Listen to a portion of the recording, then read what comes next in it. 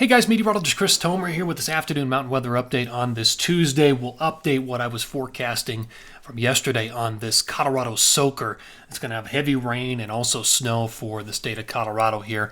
I want to show you the camera right now. This is Loveland ski area, now officially closed, but the view from the Continental Divide, beautiful day, just waiting on this storm system to move into southern Colorado, northern New Mexico, and really set up and then throw that moisture back across the Continental Divide, including Loveland, the Front Range, High Peaks, the foothills.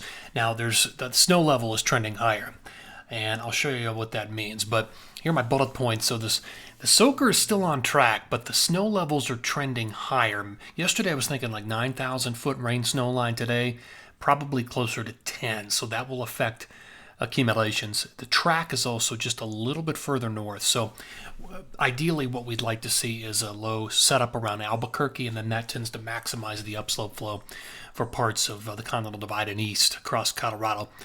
A little further north is not optimal, and a little warmer, which is what we're seeing with the higher snow levels, is not optimal either. So I've taken down the snow totals just a little bit. Still going to see significant snow, I think, in some areas above 10,000, but probably not as big as the numbers we were looking at yesterday.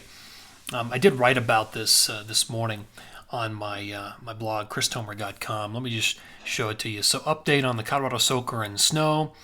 I did look at forecast freezing levels. I've got them really high today in Colorado, up to the top of the 14ers, at 14 tomorrow.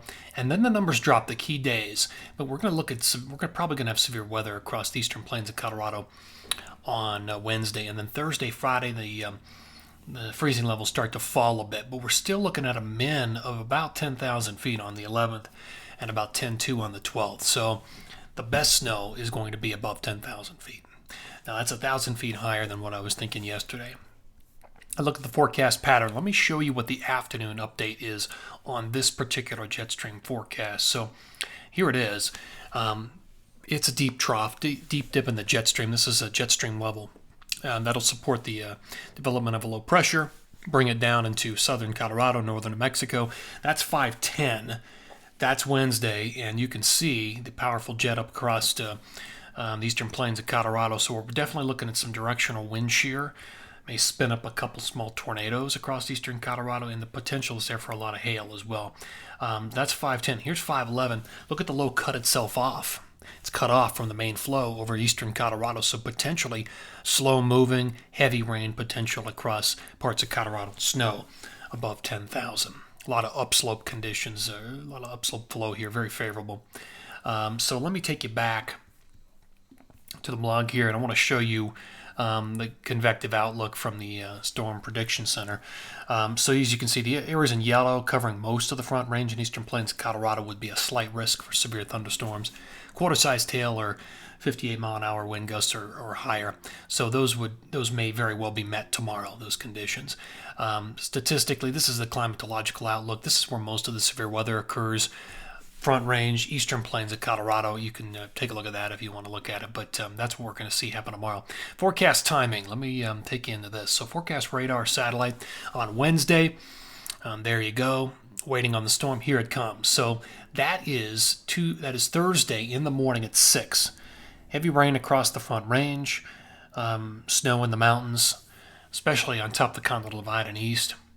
And then during the day, rain continues across the Front Range and the eastern plains. The whole storm pulls away on Friday into Saturday, and then we're done with it. But there's a rich flow still coming out of the south. Look at that moisture coming in from the south over the weekend into Sunday and probably Monday.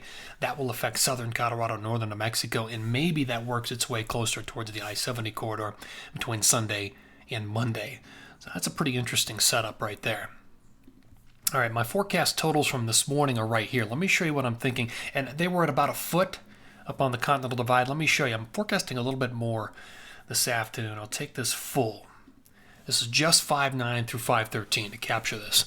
So the numbers are at about a foot. And the places above even 12,000 feet will probably be 12 to 17 inches. So that's what you're seeing right here. The highest of elevations will get the most snow accumulation out of this, with mostly rain below 10,000. Maybe potentially mixing between 9 and 10,000, but mainly rain at lower elevations. So those are the updated numbers as I see them. Here's a bonus map a bonus forecast map for just Colorado. You're looking west. There's Denver. You can see downtown Denver at the lower elevations. You're seeing the foothills and then the Continental Divide. The biggest numbers are up there above 10,000, even above 12,000. A Basin, Beardstadt, Grayson, Torreys, Loveland, Winter Park. Highest of elevations at Winter Park and Longs Peak. So there'll be some spillover into Summit County, but probably not as much. I think what you're looking at there really is the extreme case. If everything's perfect, you get 11 in Breck, 13 in Vail. I think the numbers may be lower than that, but this is probably just looking at what is the best possible scenario, the best setup, the best dynamics, and everything coming together for those numbers. All right, guys, that's going to do it for this afternoon Mountain Weather Update. Thanks for tuning in here, and take care.